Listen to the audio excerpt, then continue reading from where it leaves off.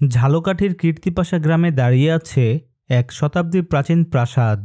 কেউ কেউ বলেন এর দেয়ালে আজও লুকিয়ে আছে রক্তাক্ত ইতিহাস। 19 শতকের শেষ দিকে বিক্রমপুর জমিদার বংশের রাজা রাম সেনগুপ্ত তার 2 ছেলের জন্য এখানে তৈরি করেন 2টি জমিদার বাড়ি। কিন্তু হঠাৎই ঘটে এক ভয়ঙ্কর ঘটনা। জমিদার পুত্রকে বিষ খাইয়ে হত্যা করা হয়। তার স্ত্রীও সেই দিনই মৃত্যুকে আলিঙ্গন করেন। তাদের একসাথে সমাধিস্থ করা হয়, যেখানে আজও বাতাসে ভাসে এক অদ্ভুত নীরবতা।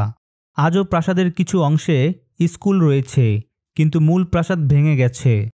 নাট্যমন্দির, হলঘর আর দুর্গা মন্দির সবই লতাপাতায় ঢাকা, জঙ্গলে হারিয়ে গেছে।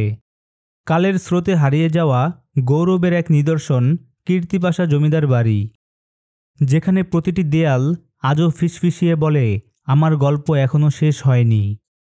কীর্তিপাশা জমিদার বাড়ির পুরো ভিডিওটি দেখতে আমাদের চ্যানেলটি সাবস্ক্রাইব করুন এবং ভিডিও লিংক ডিসক্রিপশনে দেওয়া আছে। ধন্যবাদ।